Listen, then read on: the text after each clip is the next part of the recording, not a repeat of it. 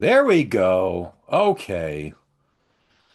Okay, folks, the Cine-Geezers are in their respective houses. Geezers being geezers. Yeah, yeah, we're definitely. And today in our conversation, we are really going to be geezers being geezers, expressing our confusion Yes. over what are these young folks even talking about anymore. So Ah, if that's not cine geezerdom, I don't know what is. so basically I had inadvertently set up a potential discussion with Steve when I talked about a young friend, a young son of a friend of ours who is studying film and used the phrase D movie. And when asked his dad, what is a D movie, he gave me an example, and it confused me even more because the example was a film that both Steve and I hold rather dear to our hearts. And in fact, it's a filmmaker that we hold respectively dear to our hearts. And we're talking about Larry Cohen and The Stuff. The Stuff is a D movie. And, you know, my 72nd birthday is on May 29th. There we go. This is how big a fan I am of the stuff. I still have the video display that was intended to be hung from the ceiling in video stores when New World Pictures released the VHS of the stuff. So, Yours is in great shape. I had to put mine in the garbage can because it was starting to dry rot. It wouldn't hold air any longer. yeah, mine's beginning to kind of, get saggy baggy, but that's appropriate for the stuff, right? I mean, Right. but And anyway, that's I mean, if I tried to reveal the most material manifestation of Larry Cohen fandom and stuffdom that I possibly could. So, so I was saying I'm 72 on May 29th. I'm definitely old. I love language, but I was sort of mystified. Um, I'm used to people using movie phrases inaccurately.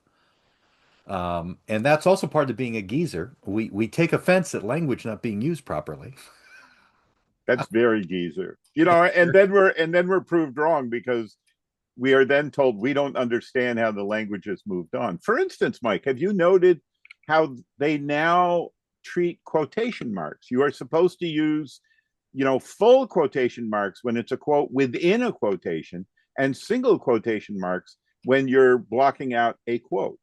And I'm not sure when this was instituted, quote unquote, but it clearly is a change in grammatical and punctuation rules that has taken hold. And I'd say over the last 5 years. And to me, it's just, I stick with my old school tactics when I'm doing my own work. So, Well, being a journalist, the AP, the Associated Press guidebook, is sort of this Bible that if you hold on to the context of what their style is, this is what you refer to all the time. And I did have the absolute worst human being that I ever hired when I was at Reminder Publishing, and she was the absolute worst human being, was also an AP style guide Nazi. I mean, she would crawl all over me. This is not the proper style. I'll give you a quick example. The AP used to say that website was two words, right, right. site. Then one day, poof, everything It's one changed. word, right. It's one word. And You my, know, try typing in box office or comic book. oh I yeah, mean, exactly. right. So this young woman used to get onto me all the time. Um, I had a habit as my personal style of always capitalizing Western in Western Massachusetts. Now, this was a deliberate stylistic um effort to call attention to our part of the state. And she said, well, that's not in the style book. I said, the New York Times puts Mr., Mrs., and Ms. in front of everyone's last name as second reference. That is their style. So, young lady, this is my style. Deal with it. So after a while being told that the AP would just arbitrarily change things, um, I just didn't argue anymore. I just did what I did and told them to suck it. Um, but I was, Because geezers use that term, and geezers feel that it entrenched. yeah. It's not even a feeling of decorum or that we're somehow superior. It's just we're entrenched, Mike. We're like the tick head when you try to pluck a tick off your body. The body will break off, but if the head remains, it's still feeding on you. Yeah, exactly. So So when this phrase was used in front of me, D then it was movies, D movies. D movies. I told this to Steve, and he thought we ought to discuss it a bit. And I did look it up too, and I didn't get anywhere with this. There is a website called D Movies, one word, and when you go on the site, it's a blog or a journal, whatever the current phrase is. Um, and D Movies means dirty movies, but dirty movies does not mean adult films, porno films, triple X films. Based on what's on the blog, it just means interesting films, which okay. Um, I go back to, I mean, quick historical lesson. I go back to, as you do, being a famous Monsters of Filmland reader. And very early in the run of famous Monsters of Filmland, a young New Jersey fan named Joe Dante Jr. wrote, was according to interviews with Joe, who is now a world famous filmmaker, director of Gremlins and Small Soldiers and Inner Space and Matinee, one of my all time favorite movies.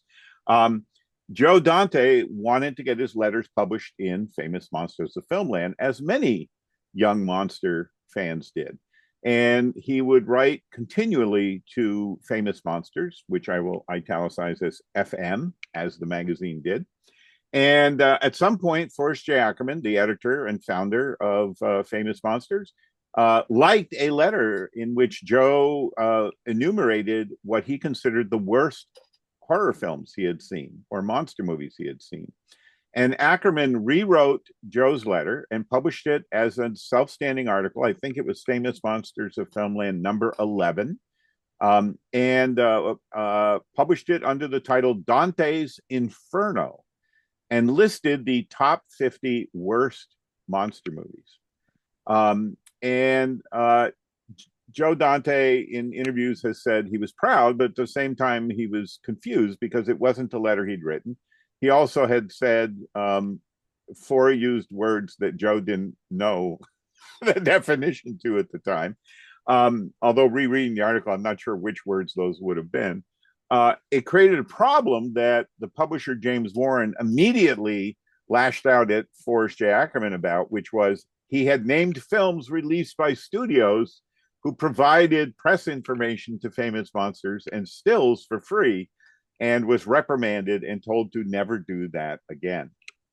So I kind of look at Joe's Dante's Inferno article, actually co-written by the editor, Ackerman, as the ground zero of this concept, right? Because as a monster fan, as soon as I saw that list, I wanted to see every movie on that list, right? The fact that Of it was course. listing them as bad films, and I had seen a number of them, created a desire, a craving to see the rest of the films on that list. Um, I was also one of those kids, as I got a little older, who clipped out the Legion of Decency guide from the Catholic newspaper, the Catholic Tribune, that we used to get. I was raised in Vermont. We got the Catholic Tribune. And that list, in the morally objectionable for some and morally objectionable for all categories, became another wish list early on. Like, ooh, these sound interesting. I would like to see them. Of course, I had no ability to see them, but Then you were placing your mortal soul at jeopardy too. well, yeah, and that also made things fascinating. Like, there's actually a movie I can see that puts my soul in jeopardy. I'd like to see that movie. What could it possibly be? Um, and then, we get into a period where in Castle of Frankenstein, the Calvin T. Beck competitor to Famous Monsters of Filmland, Joe Dante became one of the writers for Castle Frankenstein, doing capsule reviews for the movie guide, the uh, Frankenstein movie guide and the Frankenstein TV movie guide, where they would alphabetically cover, all the films as best they could that were showing on television that they thought readers of Castle of Frankenstein should know about. And the late great Bob Stewart, Bob Stewart, also wrote those reviews. And back in the 90s, when you and I, Mike, were pitching a book about these fringe films, I managed to interview Bob Stewart and Joe Dante via phone. I still have the tapes of the interviews. And both Bob and Joe agreed to take pen to paper if I mailed them photocopies, and I have every issue of Castle of Frankenstein. So I photocopied all the movie reviews, set a set to both of them, and they let me know which ones they had written. So I Wow. was able to divine the voices of Bob Stewart and Joe Dante. Um, and in there, I mean, those reviews are what made me a fan of Orson Welles, right? I mean, they loved Orson Welles' films. As you remember, Calvin T. Beck even called himself Citizen Kane, on the editor masthead. And Fellini films, and a lot of wonderful low budget quirky films that I otherwise probably would have never heard of. They weren't written up in other monster magazines. And I mentioned those columns, Mike, because in those reviews, when they got to things like the letter R, I'll never forget the review for Robot Monster, where Joe Dante tried to articulate that there were certain films that were so unique and unusual that they weren't just bad films, that they had a unique dreamlike quality. And that was the first articulation I ever found of what later became called psychotronic films by Michael Weldon, paracinema by academics. There's still no term that is stuck for these outlier films or unusual films as a group. The term cult movies gained traction for a while, and an author named Danny Peary actually Yeah. published three or four very, very excellent books that tried to be catch-alls for cult movies, which were everything from midnight movies to movies like Night of the Hunter that television had kept alive for your and my generation that we wouldn't have seen otherwise. Um, so when you came at me with this term D movies, I got excited because I went, oh, this seems to be a new term for this kind of stuff, which doesn't have a name. Yes. And I have to say that in my head, there are really two languages when we talk about movies. One is the language of the industry itself, how the industry talks about its own products, movies. And then I guess I should say three, but no, I Yeah, really, I think there's three languages. I was about to say that. Go ahead. okay. The second one is the academics. It's the scholars, it's the film scholars, um, who it's just not writing about film history. It's not just interviewing filmmakers, but it's the interpretation. It's looking at films from a highly personal point of view, seeking greater understanding of what they were. And there's a language used there. Um, what's your third language? Because I'm, The third language is what, average viewers, you yes, know, that's what I was going to say. refer to them. I mean, it's generational each time. When I was teaching for 15 years at the Center for Cartoon Studies, every Wednesday night I had a movie night where I would try to show films the students wouldn't have seen otherwise. That was my goal. Um, and very quickly, I found they had their own alternative movie night where they would watch Mystery Science Theater 3000. Like that was their cult movie. That was their D movie. That was their B movie. That was, their paracinema. And they preferred that to whatever I was showing. And I believe the Mystery Science Theater 3000 generation has shifted into the Riff Tracks generation, judging by their recent Kickstarter, which I went in on. I don't know if you did. Um, and so Riff Tracks is now sort of, the term or the umbrella under which, let's watch unusual films and mock them.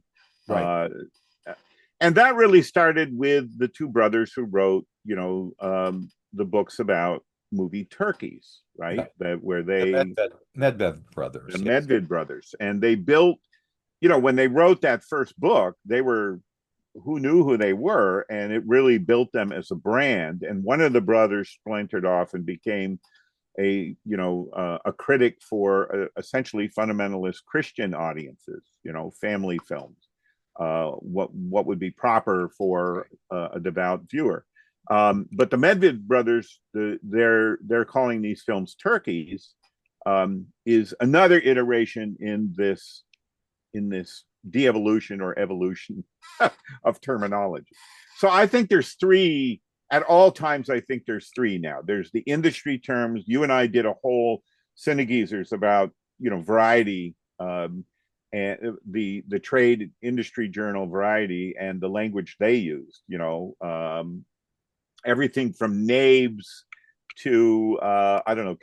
Hit me with some variety terms, Mike. Well, drive-ins were ozoners. Right, and Boffo, Boffo. Boffo. Um, my wife is proofing chapters of my Gordon Brothers book as I finish them. The Gordon brothers being Richard and Alex Gordon. who Uh, are well, we have to provide definitions for those who don't know. right. So there are two brothers that came to this country from their native Great Britain in 1947. Movie fans from the womb, basically, Right, with the goal of making movies, and both of them did. In fact, I'm willing to put in this book that I can't really find another two brothers that were film fans that then made movies, but they made movies in a very interesting way. They each had their own style. They each had their own place where they made movies. Richard, despite living in New York City permanently, made all of his films in Great Britain, whereas Alex in Los Angeles made his films in Greater Los Angeles, essentially. Um, California. and Mary is helping me with the proofing of it, and so the variety reviews, she's stumbled a couple times, like with Meller. This is a Right, Meller for melodrama, for melodrama, and Oter, Oater. You know, for uh, a western. exactly. There's that kind of language that is used within variety. Um, You also have industry language like, I wasn't exposed to it until books like Cinema, Sinema, a paperback that came out in the early 70s, where we found out that, the adult film industry that filmmakers like Dan Sony and David Friedman were part of, they had their own terminology, roughies, nudies, nudie cuties, and ghoulies, with yeah, nudie cuties being what it sounds like fairly innocent adult films where the entire titillation factor, no pun intended, was that there were nudes in it. Um, Roughies being a type of film that really took off in the mid 60s that supplanted not being able to show explicit sex yet with brutality, with sadism, with subjugating usually the women that were in the films. And ghoulies were the ones that went off the deep end, whether it was the Olga yeah, um, sadomasochistic films that weren't really gore films, or whether they were really gore films like Blood Feast, 2000 Maniacs, Color Me Blood Red. These were adult film industry films that were essentially gore films and horror movies because they were so violent, graphically violent. So there was the vocabulary that the movie industry used to talk within the industry about the mercantile end of what they were doing, what merchants needed to know, what theater owners needed to know. And then there was what the language that producers used, and when we get within a niche industry like the adult film industry, they had their own I was vocabulary. just going to say, if you Steve used to give me copies of AVN, Adult Video News, this slick, fairly hefty trade magazine that was coming out damn near monthly, I would say Yeah, monthly. yeah, it was a monthly publication. And Yep, you know, this was servicing the porn industry.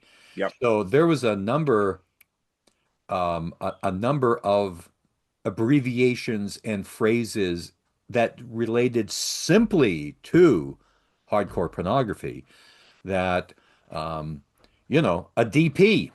You ready for the DP? Should we? Not director of photography.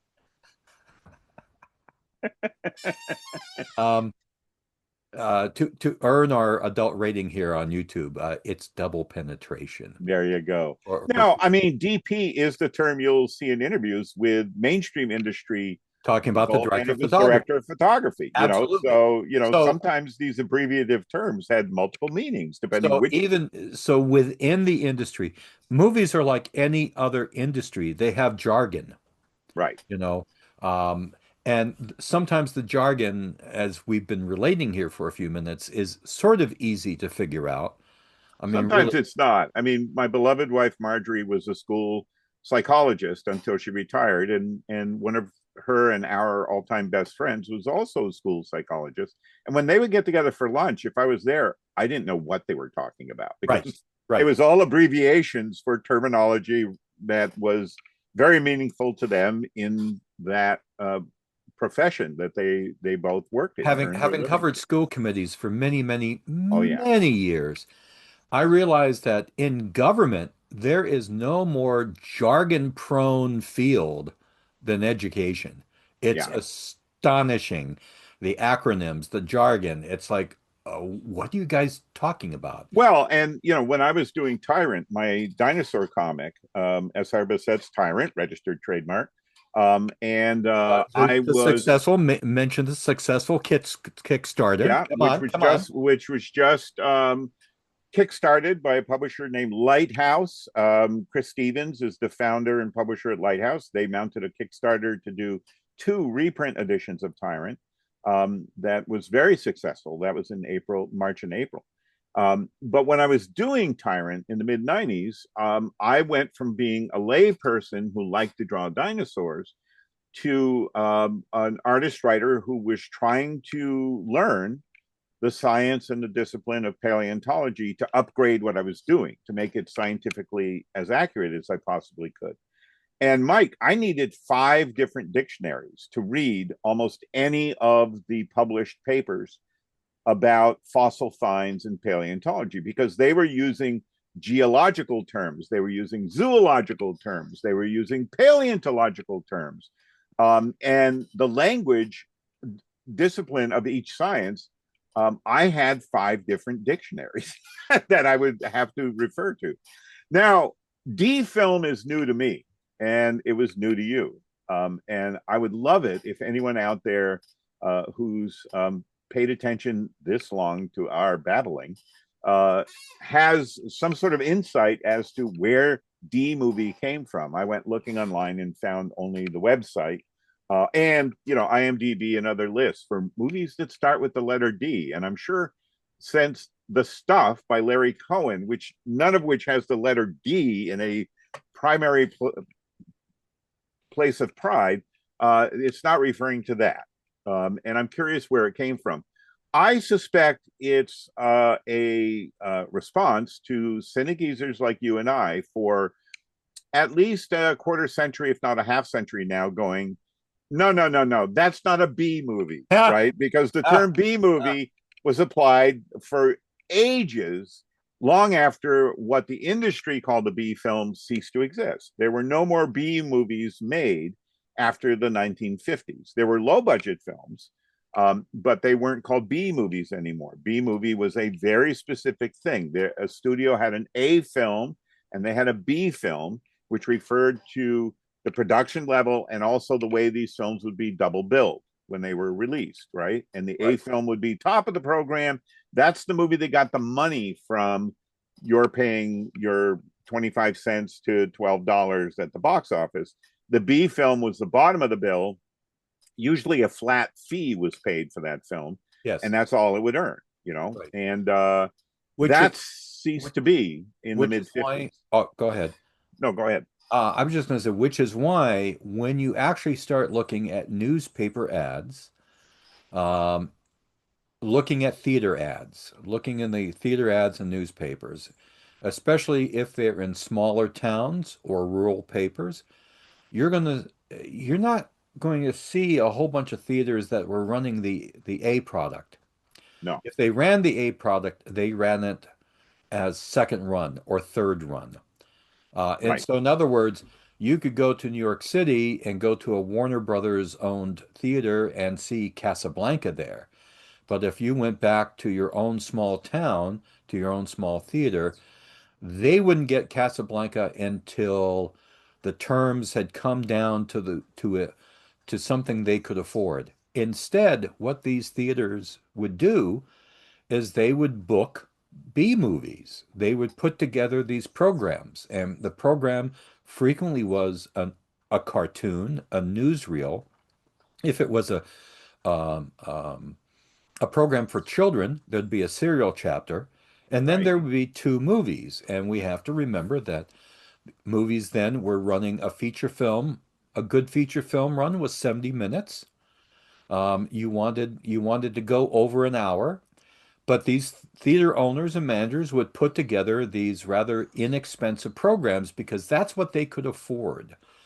And it's sometimes hard for people to look back and understand why the shitty Charlie Chan movies that Monogram was making were so well viewed. It's because it was a franchise that people knew, and as long as they made them at a certain level of competency and they put them out for 10 or $15 each, they'd be sold. They'd Yeah, be I in mean theaters. that's Mr. Moto, the Blondie films, the Whistler, uh, Buster Crabbe as Billy the Kid, the Bowery Boys. I mean, you and I could list for the next 15 minutes B film series that And and the B filled those films, kind of neighborhood bills. B Yeah. films were they were incredibly important within the industry, not only for serving this need for smaller theaters, but also this was the training grounds. This was the training grounds so an actor could get some credits. This was also a place where directors could get their feet wet. Um, It's it also where, uh, people on their way down in the industry could find a perch as well, you know. Sure, our friend Thomas Reeder in his fantastic book about the Newfield brothers making movies at PRC. Buster Crab Western. Buster was making 3 grand per Western. That's a lot of money in 1942, 43, 44 when he was making the the Kid movies at PRC. And nobody else on those westerns was earning anywhere near 3 grand per picture. That That's was right. Buster was the star, right? And you think, well, Paramount dropped Buster. He was a contract player at Paramount. Um, Buster did okay money wise. All of these B Western guys, if they had built up a following and their pictures were being booked, they could make decent money. They weren't at the A-list money, but I can't remember how much 3 grand in the mid 40s was, but it was It was a lot of money, a a lot of lot of money. money. Now, these B films are not what paracinema or psychotronic or D films are. Those terms refer to films that don't even show up on a studio yardstick.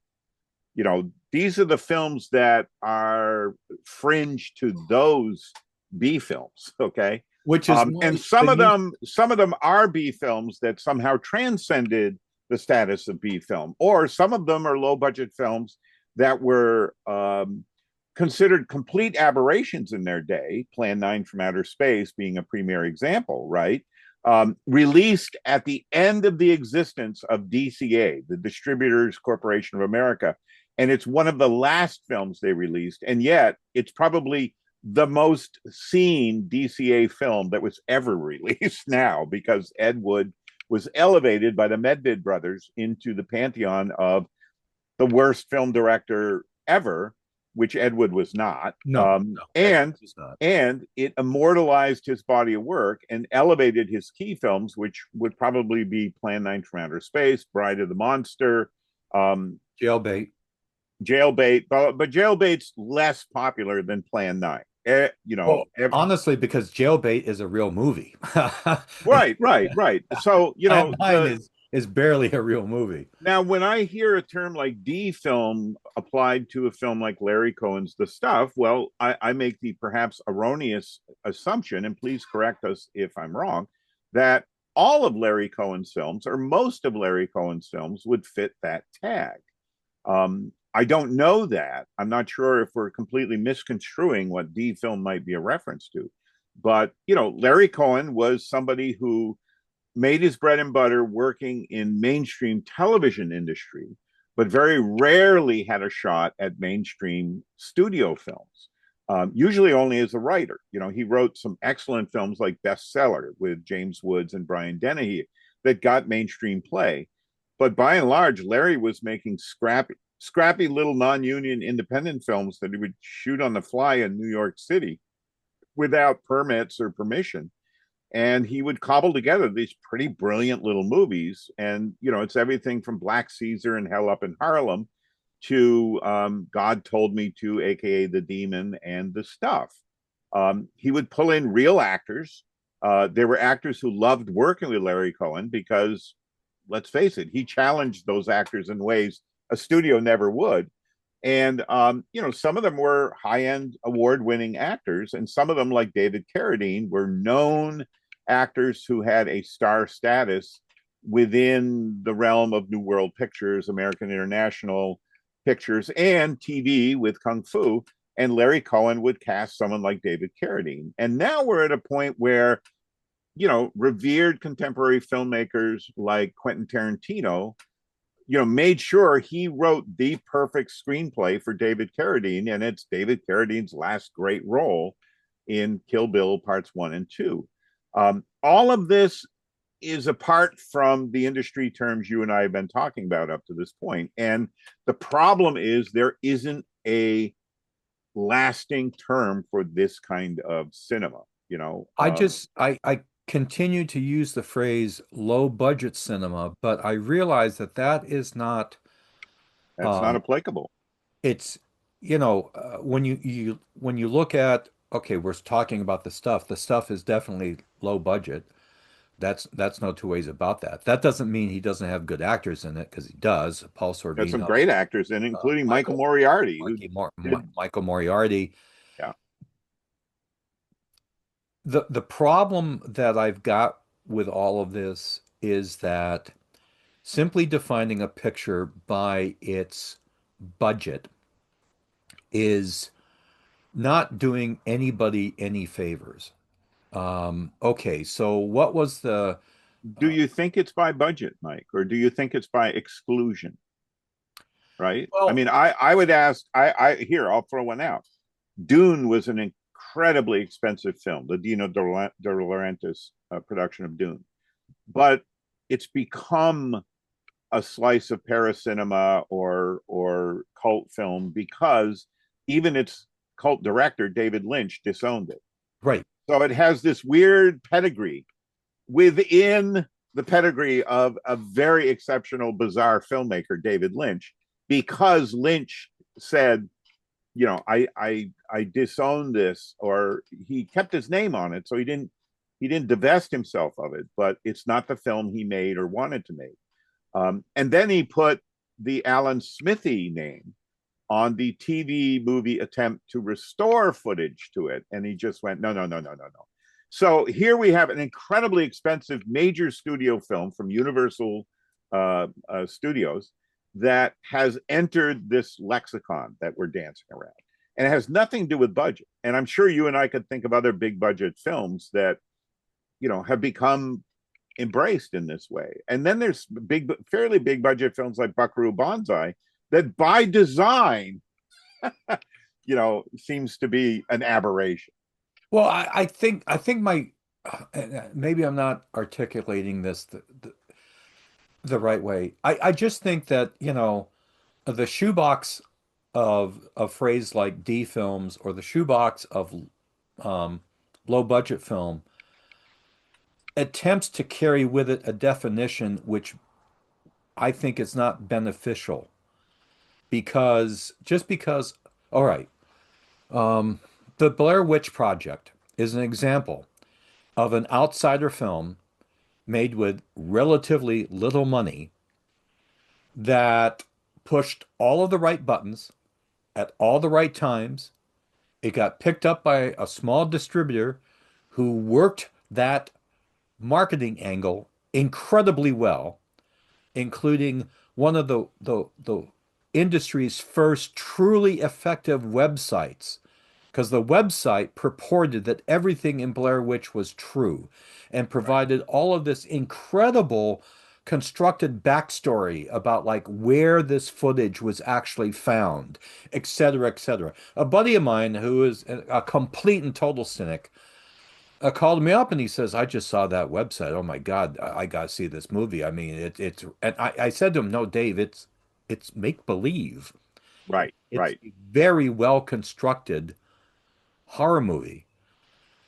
Is it low budget? Absolutely. And I think I would use Blair Witch as an example to any film history class of where ingenuity and writing and planning within your budget yields a movie that is successful beyond any consideration of budget.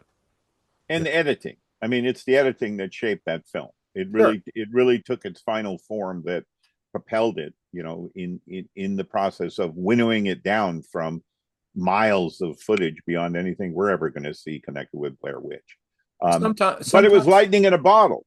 Artisan ended up going at, they were absorbed by a larger studio within what 2 years of the yeah, release of that film, and they never were able to capture that kind of lightning in a bottle again that would have propelled them right. into major minor status as a And I studio. just my feeling sometimes is that too many people are they're too wound up on labels as supposedly a quick means to give a meaning or a definition to something like a film.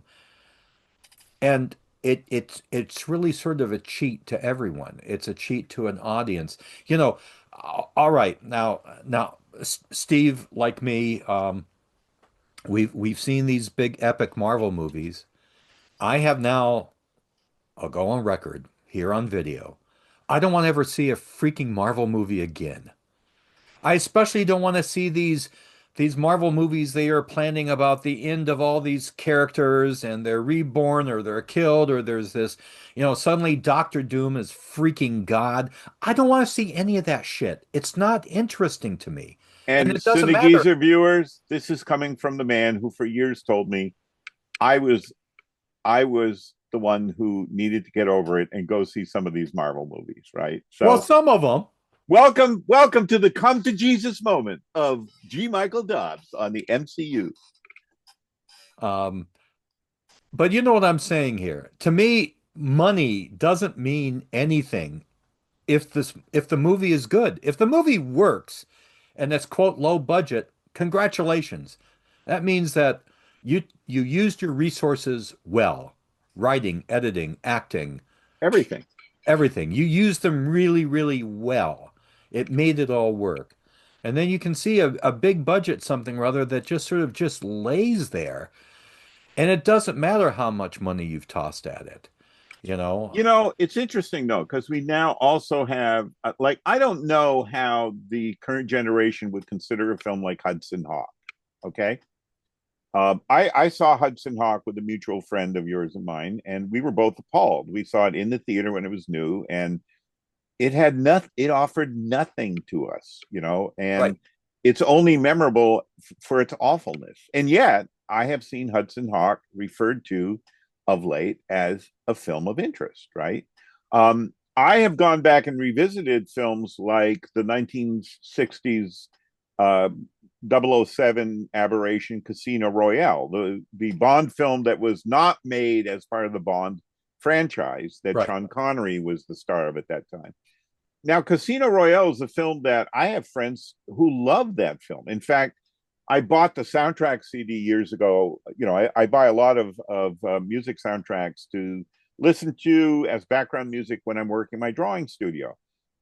I gave the soundtrack away because my Marge and I recently tried to rewatch Casino Royale. We watched the entire film and we both came away like, nope, it's still awful. It Yes. was awful when I was a kid and I saw it. It's still awful in my 70s. I also see all the elements that hook people and make some people love it, but I don't share the affection at all. So I can appreciate its status, but I loathe it personally. I never want to see it again. Um, but okay, so let me back up a little bit.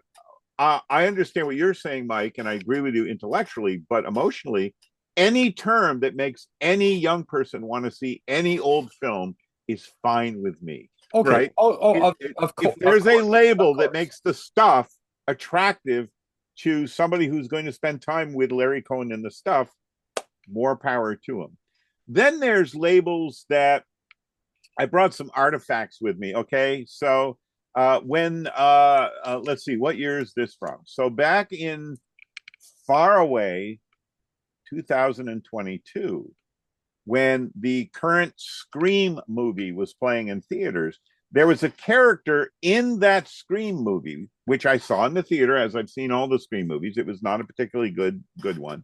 Um, there was a character in that film who talked about elevated horror, that they didn't like the movies like Stab, which is the name in the Scream franchise for Scream movies, that they were only interested in elevated horror, which was the term in 2022 for um, what a studio like A24 would release, right? Yep. Art horror movies, right? Yep. Um, Horror movies that were the antithesis of Scream as a franchise. Then I found in magazines like Cineast, and what year is this from? This is from, I want to keep my chronology going here. 2020, oh, 2021, excuse me. Cineast has an article on those kind of horror films, but they call them a special focus on contemporary horror cinema, right? So elevated horror a year later, contemporary horror cinema in 2021. And then a few years ago, the academics started calling it post horror, right? So Post these are what? horror movies, post horror movies, right? Not But referring to Post Toasties or the cereal brand. post means after. Exactly. These are So horror after. movies so elevated now that they are post horror film, even though I'm sorry, they're all fucking horror movies. Okay. Um, this is an attempt to define a new wave of horror as being somehow exceptional, somehow apart from all of the horror films that came before. And as somebody who's been watching horror movies since I was 4 years old, I'm here to tell you they're all horror movies. Okay. They're all horror movies. I try to go see them all, especially if they're in a theater. I follow what I can on physical media, but nobody can afford to buy every Blu ray and DVD that comes out on a monthly or weekly basis in the genre. Um, I've given up trying to keep track of what has been made for streaming because I would have to have 15 subscriptions to stay on top of where these individual works are being presented, whether it's a dedicated network like Shudder or a dedicated studio like Blumhouse. I went and saw the brand new Blumhouse film Obsession 2 days ago. I do try to stay on top of it. I do enjoy them. I'm not a prig or a prude about, oh, no, the Hammer films are better. No fucking way. Some of them are great movies. Some of them are okay movies. Some of them I experience and say, well, I'm glad I saw it. I know what it is now. I don't have to spend more time with it. Um, but these labels interest me, Mike, and it's part of why I really jumped when you said, "Have you heard of D films?" Um, I'm curious where these labels come from. I'm curious how they become codified. I'm curious about, which factions of individuals out there gravitate to the labels enough to use them so they become coined as the label. All of this interests me, but it doesn't limit my enjoyment of or my personal assessment of the films themselves. I try to see every movie on its own terms. I try to go in with no expectations. I avoid movie trailers unless they unreel in front of me at a theater, because I don't want to know. Right. I Right. don't want the giveaways. I want to enjoy the films. And folks, when Steve and I do go to films together, mostly I can say with truthfulness, it is two ignorant old men. We walk in and we don't really know. A great example was the last movie that John Woo directed. Oh yeah, Silent Night. And so we just went because it's John Woo. I mean, who I very much consider to be a major 21st century director. And it was worth it for me. You and I also went to see CISO 2, which I greatly enjoyed, and I guess would be considered a war film or a revenge film. But we try to go see stuff that we think will be of interest to us. And again, it's not a budget thing for either one of us. No. It's what is this about and is it interesting? That and my mind is failing as it usually does. Um, the film that Uh-oh, geezerdom. yeah, Geezerdom. Um, the movie that we saw with Alison Brie and her husband Dave Franco about Together. right. Together. To me, that was one of the most original horror movies I've seen in a very long time. It And the set film up, I saw this week, Obsession, is very much in that mode as well. It's like it's a love story that's very twisted, takes one premise and plays it right to the fucking end. Like, let's follow this through to its not just logical, but its illogical extreme. which is Um, same as Together. It played out its premise to where right to the end. logically the story should go. So they didn't blink. And again, was Together a quote unquote low budget movie? Well, I'm sure it was a medium budget movie. Um, I mean, but let's face it, low budget now to you and I, Mike, is huge budget from when we were kids.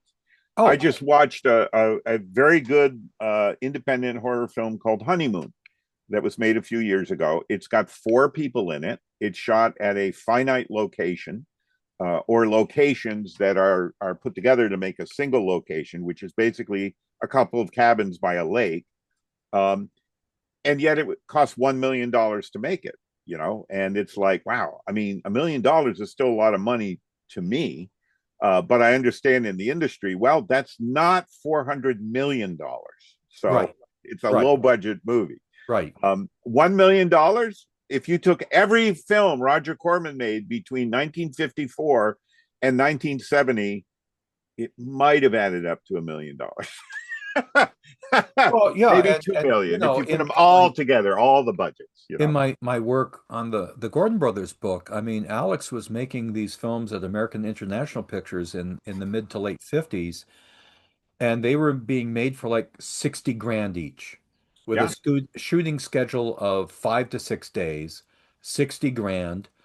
Um, and once filming started on these films, despite whatever problems manifested themselves, you just kept going. On Runaway Daughters, an actor who was supposed to play the father of the lead female role got sick.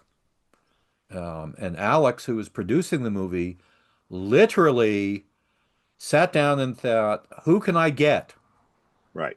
Well, he got an actor named John Littell, Litel. If you see his face, you recognize him from 50 zillion things. He called Littell up. Littell said, yes, I'm free. Got the script to him the next day. Littell turned up on the set. He had all of his lines memorized. Bang, bang, bang. Done. Eddie Kahn, the director, could get into the can what was needed without messing up the shooting schedule. So to me, I'm at the point where I don't really want to judge things, and I don't think I really ever have, by budget. I want to judge by, does the film work? Well, Does the even finished there, film okay, actually work well? right, and even there, I just finished writing. I was hired by Arrow Video in the UK to write a short piece, 3,000 words, for a booklet to accompany their upcoming, I presume, 4K release of a little 1983 forgotten British science fiction film called Extra, spelled XTRO. Um, and for the purposes of that job, it was a job for me. They had a deadline and a word count. I researched quite thoroughly the distribution of the film. I have just finished a 20,000 word expansion of that piece for my own future use, in which I dig really deep into the film, you know, how it was reviewed then, how it's been talked about now.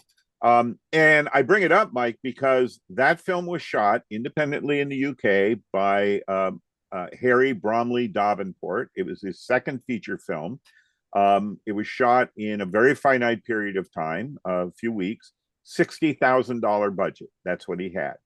It was bankrolled by not one, but two production companies, one in the UK, a producer who was the one of the producers of Monty Python and the Holy Grail, right? So a known producer who also had done some Children's Film Foundation features for the BBC. And in the United States, the backer was Robert Shea, New Line Cinema, Yep. right? Now, New Line Cinema, prior to 1982, had entered the industry releasing, uh, cast-off films and scrappy independent films to colleges like the college you were programming for during your college years, and the one I was programming for in Northern Vermont, and midnight movies. They made their money on Pink Flamingos. Then they started picking up films that Robert Shea just liked. And one of their breakthroughs was a Sonny Chiba martial arts film that was so over the top violent that Robert Shea thought, "Ooh, I can use this," and they released it as The Street Fighter. And it was so violent, there's no sex in it. It was so violent that the MPAA gave it an X rating. So they promoted it as the first action film rated X for violence, right? And that was Money in the Bank Oh, absolutely. in the wake of, the Bruce Lee films and so on. Then Robert Shea, these independent studios want to keep moving up, and he wanted to start producing his own films. And this little British film Extra was one of three or four films they produced that they put money into, and that Robert Shea helped shape. He worked with the filmmakers, and with Extra, he said, "I want a Black Panther in it." So for no apparent reason, at one point in the film, there is a Black Panther that comes walking up a hallway because Robert Shea, the producer who was putting money in, that's what he wanted. Um, it's a pretty fascinating film now that I took a look at it. It's an alien abduction film. I saw it in Massachusetts when it came out back in '83. New Line Cinema had only produced three films at that time, a little 1977 action movie called Stunts that didn't do much of anything for them, a horror film called Alone in the Dark, which I did see in a theater, and it was about a group of inmates from an experimental asylum run by a doctor played by Donald Pleasance, who break out when the power goes out. They're able to get out of their high security ward, and two of those crazies are played by Jack Palance and Martin Landau. Okay, Alone in the Dark did very well. Extra was the next film in New Line Cinema's release strategy.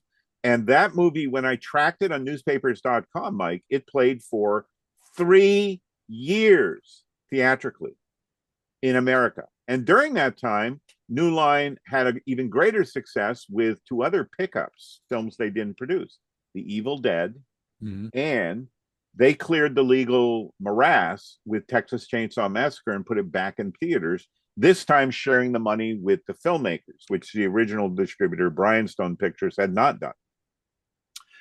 Extra then, for $60,000, shot in a very short period of time, was a key film in the growth of New Line Cinema.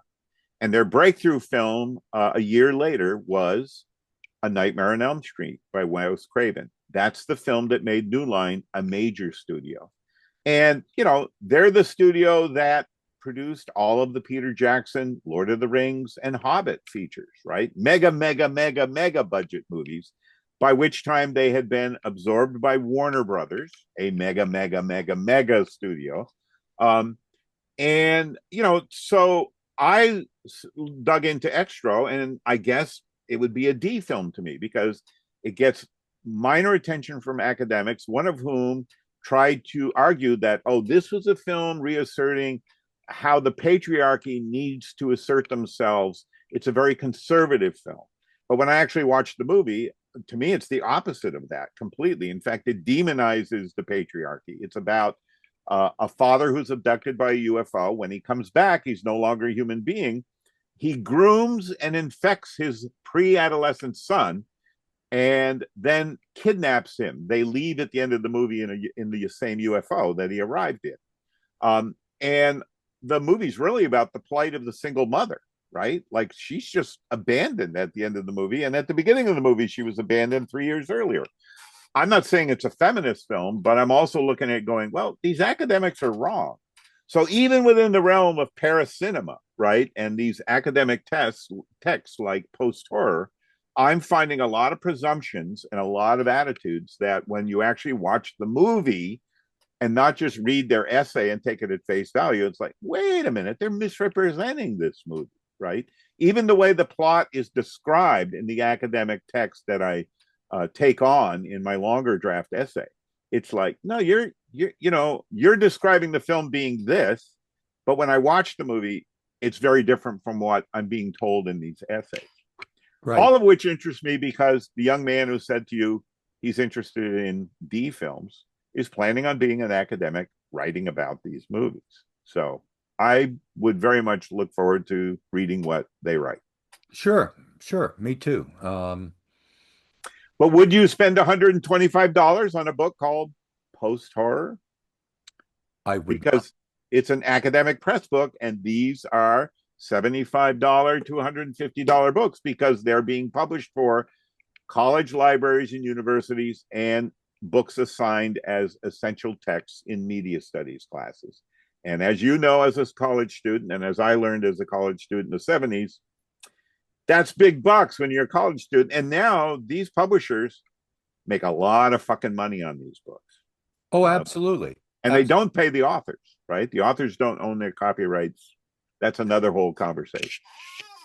Well, I'd like us to go into what we usually do at the end here, which is to talk about stuff we've seen or read.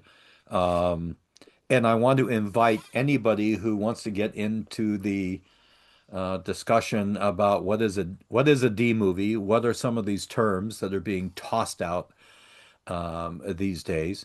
I will put my email on the back of on the end credits here, and send us an email. Uh, Please do.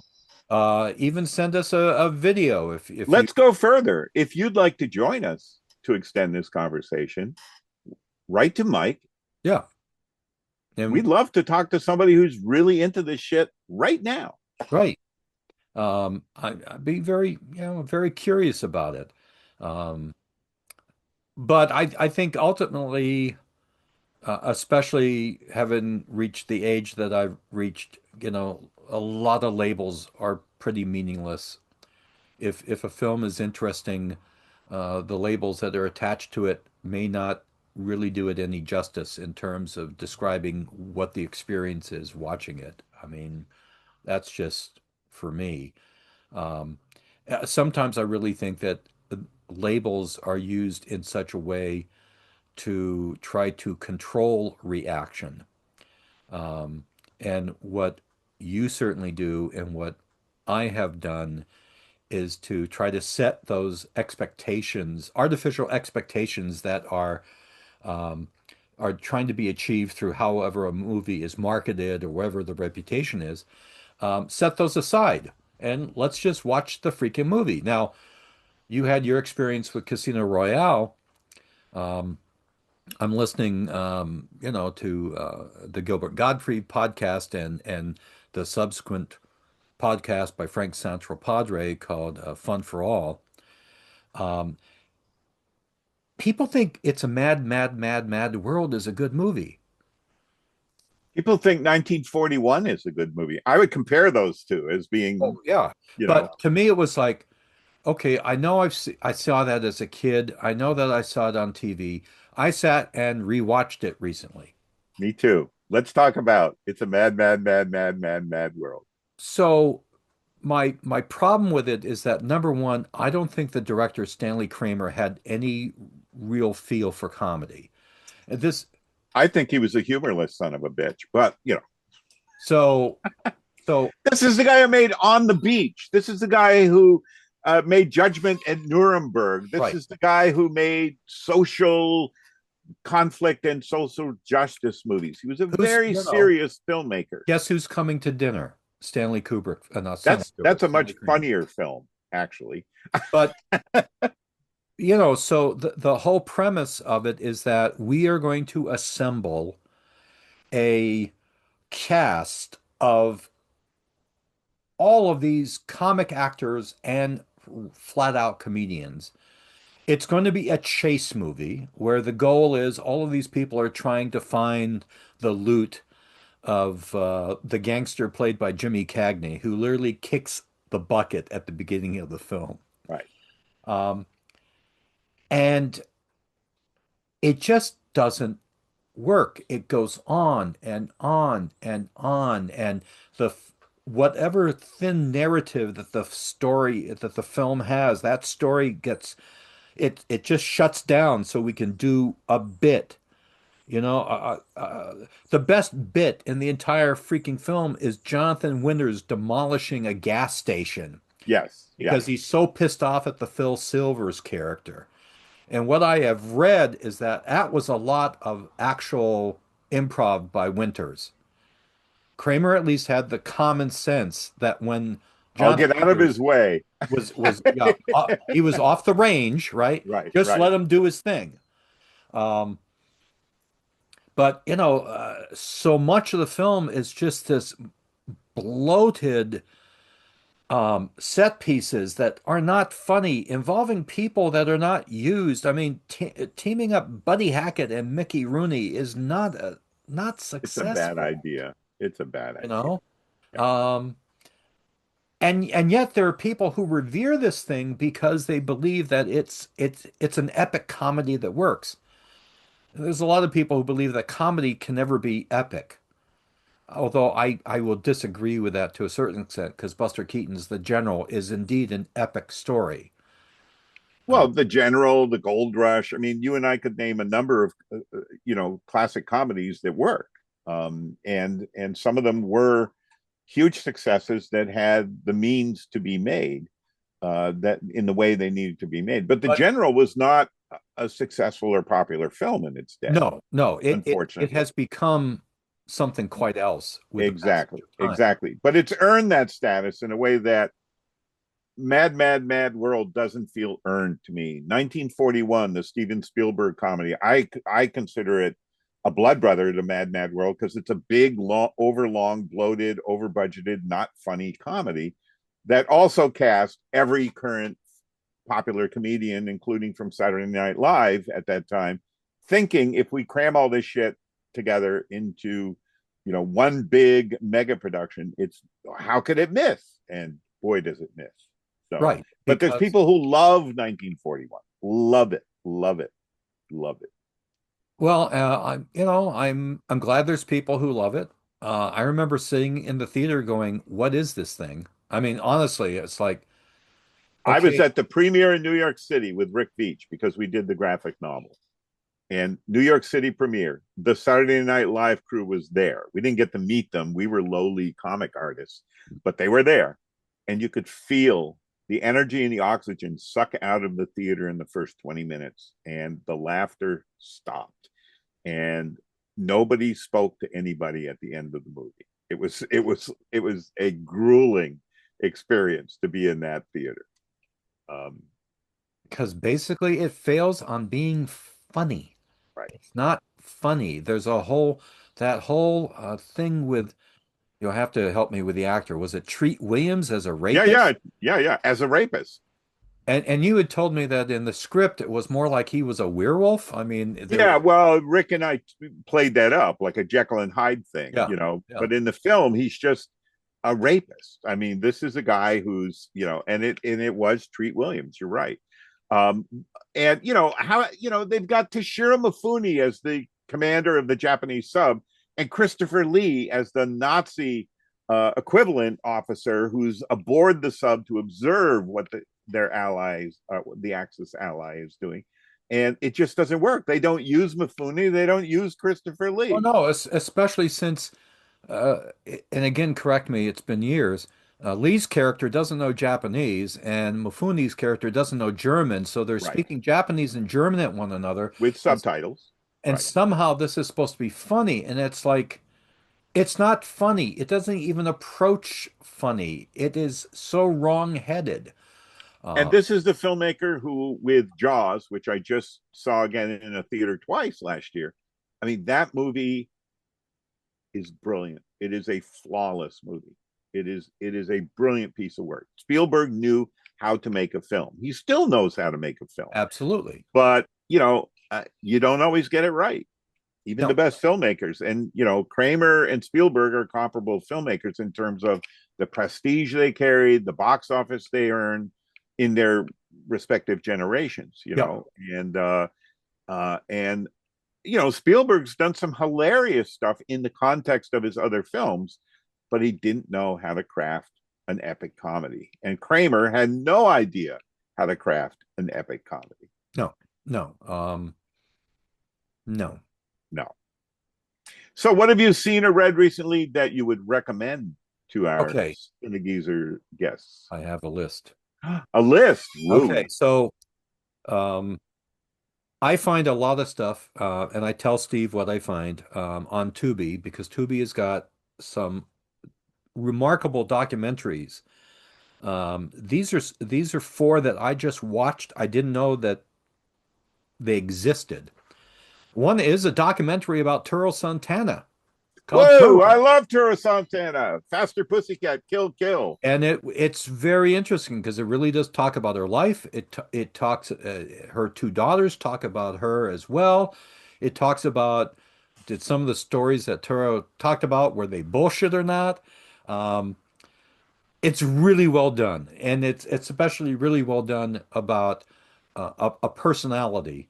I don't think I'll call her an actress, but a personality that really did very little film work, but the film work that she did made such an impression on people. Um, so Turo, And it made those impressions after they were initially released. Faster Pussycat. Kill, kill was not a successful Russ Meyer film. It didn't do anywhere near the business that, say, Vixen did or Super Vixens did. But it was embraced by the next generation. I would say that right now that film probably is the best thought of Russ Meyer movie. Yeah, I agree with you. You know, Yeah. that people look at that and go, Okay, that's just not women with huge breasts." And what's the documentary truly titled, Mike? True, it's Tura, Tura, Tura, her name. Tura. Yeah. Thank you. So I just watched Searching for Mr. Rugoff. This one again, high recommendations. Um, Rugoff being Rugoff, right, folks. and he is the guy who he inherited a group of movie theaters from his father in New York City.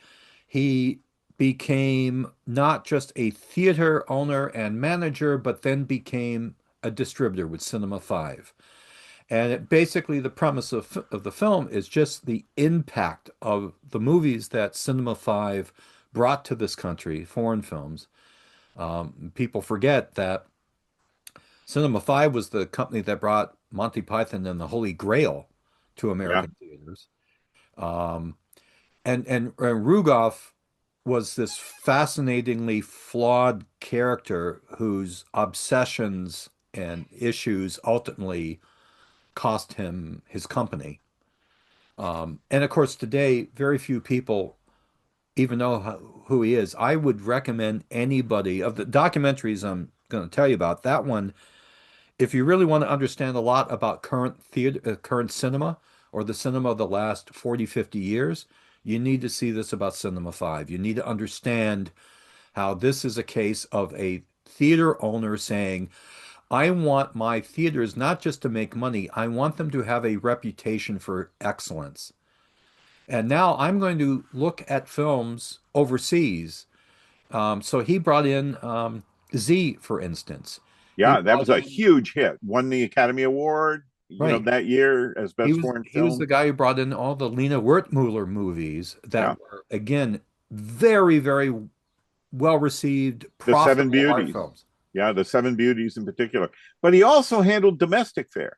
He's the guy who was sharp enough to recognize that this little independent surfing movie called The Yes. Endless Summer, which the filmmaker was so frustrated that he couldn't find a distributor for it, that the filmmaker began to four wall, which you and I have Yep. talked about before, which was a practice of four walling was you would rent the entire theater space, all four walls, and whatever was earned was your money. The theater manager and owner kept whatever they earned at concessions, but they were also being paid a rental fee. It Right. was a flat fee.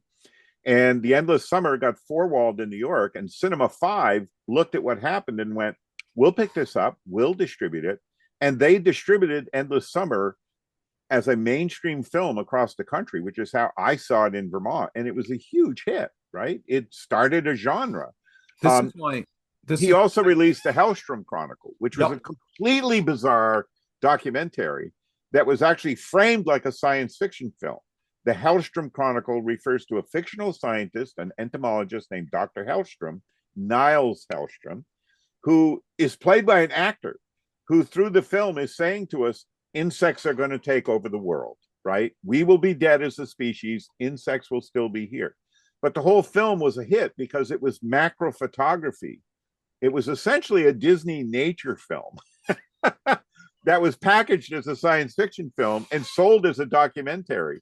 And much to the upset of actual documentarians, won the Academy Award for Best Documentary. And documentarians are going, wait a minute, that's not a documentary.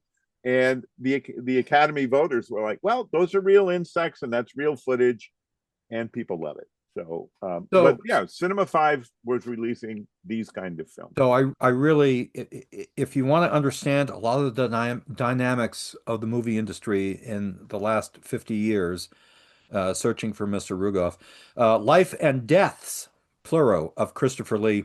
This is a new documentary from the British Film Institute. It is done in such a way, they've got a sound-alike mimic narrating the film as Christopher Lee, making statements that are out of Lee's memoirs. Um, Lee is portrayed on screen as a marionette, Whoa. a la Jerry Anderson. Um, it's has a very interesting feel to it, and the premise basically ultimately is trying to get at Christopher Lee's reputation, and his reputation was he wasn't very nice. He was sort of standoffish. He was, and yet they really do show a softer side to him, especially with his relationship with Peter Cushing. The film ends with his getting this BAFTA award for his body of work, and this is after he receives his OBE. BAFTA meaning British It's the Actors of Film and Television right. It's the Association. equivalent of the Right. Oscar, sort of kind Right. of. And this young BBC reporter was summing up and on camera said, something like the King of Horror has received a BAFTA. And Lee looks into the camera and says, "Please do not say that.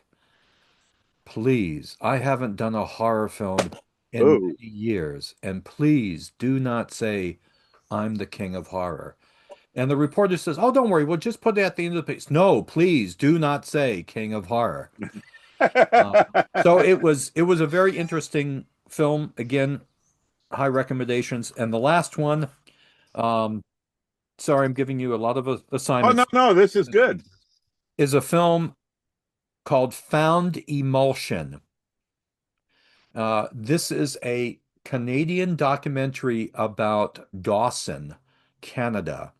Dawson was the town that popped up during um, turn of the century gold rush in Canada. Like a lot of mining towns, it had its whorehouses, it had its bars, but it also had performing spaces, and they would bring in Nickelodeons. But they bring in like Nickelodeon pictures. Well, Dawson was apparently also at the end of the distribution route. So If a these print theater made it owners, to Dawson, they didn't want it back. so these theater owners would like notify the distributors, what do you want me to do with this print? I said, you can just junk it. It's done. You're at the end. We're not going to get anything more. So a number of these prints were not dis destroyed. They were put in a library basement. They were put in a ditch and covered up. And now you fast forward to the 70s, 80s, 90s, and people are finding these prints. So Yeah, it's basically permafrost that wasn't permanent, and the temperatures up there, the nature of the climate, it preserved these right. fragile nitrate film reels. So And part of the film is about the history of Dawson, right, which actually is pretty damn interesting. Um, and then part of the film is the recovery and restoration of these movies. What were these movies? It's really unusual. I really highly recommend that as well because it again speaks to an element of the film industry that most film fans never really think of, which is just how movies were viewed by studios and distributors. And they were viewed as ephemera. They were not viewed as permanent art. This wasn't like a painter painting a picture and it going up in a gallery and it's there forever. No. You make a movie, you show the movie, you make the money. You don't necessarily do anything with that print. And as we know, since about 75% of all silent films were destroyed in one way or the other, um, this was something very common in the industry. That attitude, it always still floors me that we've never found the clips of the spider sequence in from King Kong, for instance. Um, it's always floored me that 7 hours of von Stroheim's greed has gone, has was gone. We still gone. hope, you know. Um, but in this case, this talks about, okay, we've found all these films, and the Canadians have restored many of them, and so we see them, and it it's a great documentary. It's It's a great really well. documentary. Marge and I saw it up in Maine a number of years ago in a small theater called the Alamo. And it's associated with the Northeast Historic Film Museum. And they showed the documentary. And then they showed two of the films that have been preserved. One of Great. them was a single reel of a serial, a Western serial, directed by a young filmmaker named John Ford. Cool.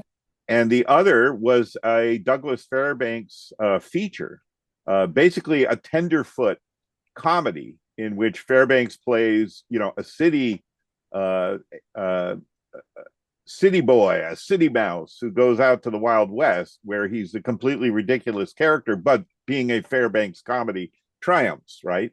Um, Absolutely. and it was a lot of fun, but that documentary is an amazing film. Highly recommended. I'm really glad you got to see it too, Mike. Well, I'll add another anecdote which is relevant to the Christopher Lee documentary you mentioned. I recently gotten back in touch with a friend of mine from the 1980s. I was very close friends with his older brother Bill Kelly, who passed away a number of years ago. And his younger brother Dennis was a musician when I met Dennis in New Jersey, and Dennis and his musician creative partner David Gessling and I have rekindled contact because I wanted to include in one of my sketchbooks that I'm going to be doing with yours and my mutual friend Mark Mastel some of the artwork I did for their releases. And in doing so, Dennis sent me a very sweet email. He wanted me to know that when his brother Bill died, my friend Bill Kelly died, Christopher Lee wrote and sent a letter to the Kelly family to be read at the funeral or the wake for Bill, in which Christopher acknowledged that he had been very good friends with Bill Kelly for years and years and would very much miss him. And what a sweet gesture. I'm getting chills just telling you about it, Well, no, you know. that is a sweet gesture. And And we always wondered Bill would like share with myself and with mutual friends, oh, I just got off the phone with Christopher Lee, and you'd always wonder was Bill bullshitting me? And it turns out not at all. He and Christopher Lee were good friends, and Christopher Lee would call up Bill to tell him dirty jokes. um, well, so maybe there was a very warm side to this man. It's just, he was also a professional. And let's not forget, he had also worked as part of the equivalent of, MI5 or MI6 during World War II. I mean, oh yeah, he did some there's a whole nasty sequence. spy shit. There's a whole sequence in the documentary speaking to the fact that Christopher Lee was essentially involved in espionage. There was he tells an there's an anecdote told about some director telling him or directing him on how to stab someone, and Lee basically got tired of the assumptions that were made and said, "I know exactly how to stab someone to death." And it's like, whoa. Yeah, John which makes Landis is interviewed extensively in the film, and he relates how he was dying to hear a World War II story, and he recounted that Lee said, "Well, come closer. Can you keep a secret? Come closer." John, I can keep a secret. And then he just walked, moved back yeah. because he wasn't going to say it. He wasn't going to talk about what he had done. But Exactly. it's a great documentary. I recommend all four of these as Well, since you had four things, I'll mention four. Two of them current, two of them very past, but recommended. There is a brand new book out called Truth and Soul, a Robert Downey Sr. reader. It is edited by Kirla Janess and Clint Enns. And I highly recommend it if you're a Robert Downey fan. I am. Robert Downey Jr., the actor, was the son of Robert Downey Sr. Truth and Soul, the title of the book, refers to his most popular film, Putney Swope, Yep. where an ad agency in New York is taken over by a black ad executives who immediately changes the name of the company to Truth and Soul. And this is a definitive book on Robert Downey Sr. And I think I'm 2/3 of the way through it. It's a really dense read. And I'm also mentioning it because I contributed a chapter to this book about the lost TV movie, Sticks and Bones, that Robert Downey Sr. directed based on the David Rabe award winning play. And that film was shown once and only once on the CBS television network in the early 70s and was basically blasted off the air. A lot of the CBS affiliates would not broadcast it. Wow. So, anyway, Truth and Soul, I highly recommend if you're interested in American underground cinema or comedies. My current favorite monster magazine, which nobody seems to talk about, is a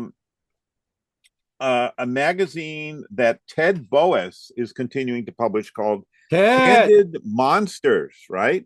And the new volume is volume 28, which I've got upstairs. I'm reading right now.